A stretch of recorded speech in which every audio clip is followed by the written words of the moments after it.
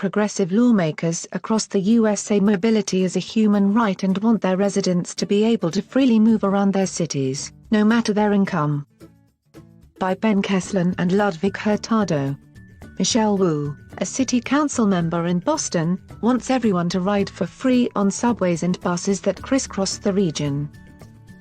Wu says the city is experiencing a transportation crisis as ridership declines, rush hour traffic rises and the infrastructure of the Massachusetts Bay Transportation Authority continues to crumble.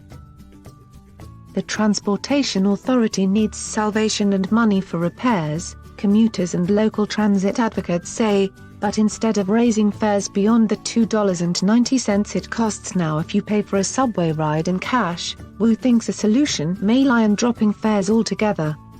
Her position is shared by other progressive lawmakers across the country who say mobility is a human right, like healthcare and education, and think residents should be able to freely move around their cities, no matter their income brackets.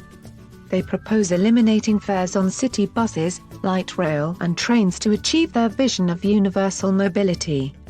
But some experts warn that free rides wouldn't solve the issues besetting many public transit systems, including crumbling infrastructure, infrequent and unreliable service, and routes that take workers nowhere near their jobs.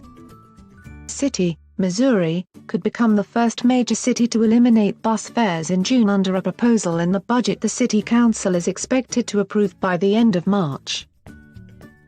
Mayor Quinton Lucas said scrapping the $1.50 bus fare would be a windfall for working-class families that spend a good part of their incomes on transportation, and he believes it would benefit the city's economy, allowing people to move around more easily and patronize local businesses. Making transit free makes more job opportunities accessible for more people, Lucas said. We're a car-based city, so if you don't have a car or bus fare, you don't get to where you need to be.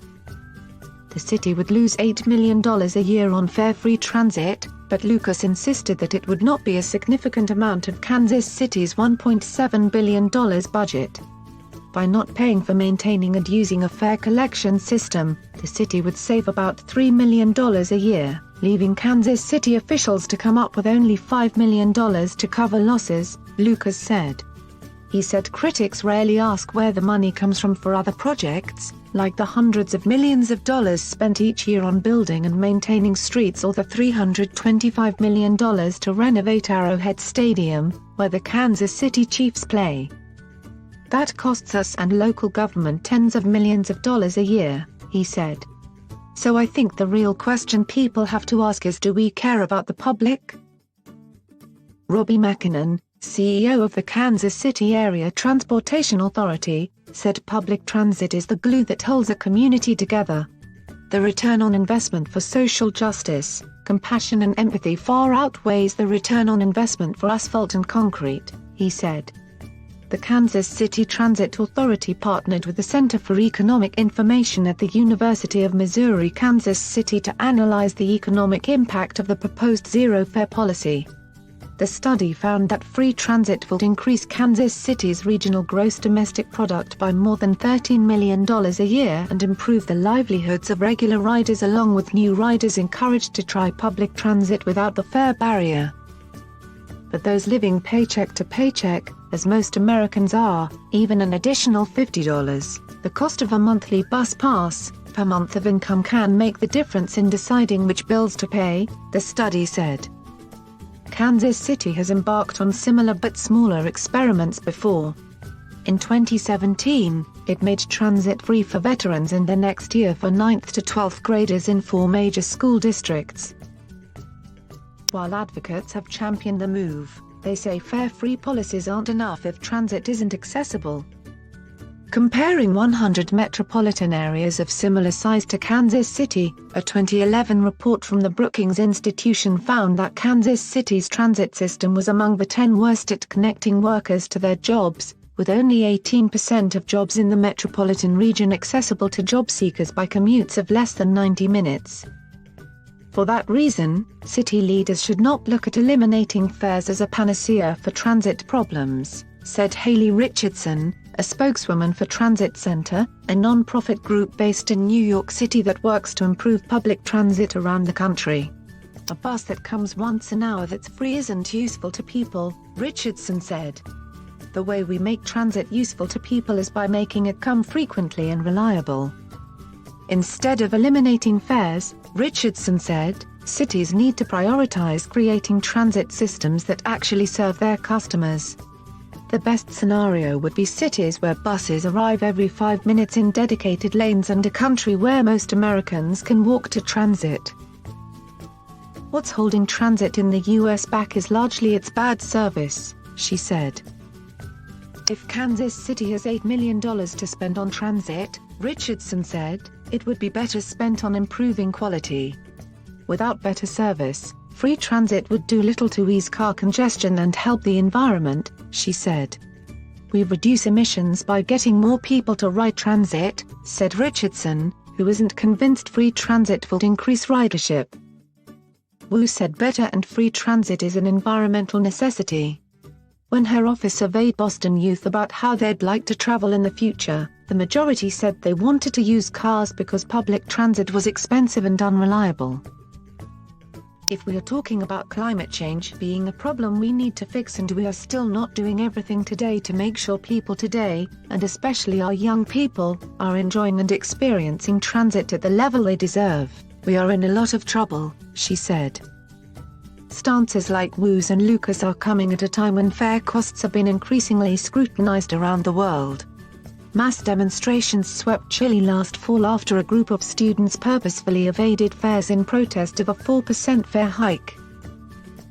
In New York City, racial justice advocates have been protesting the addition of 500 police officers to patrol the subway system, supposedly to crack down on fare evasion.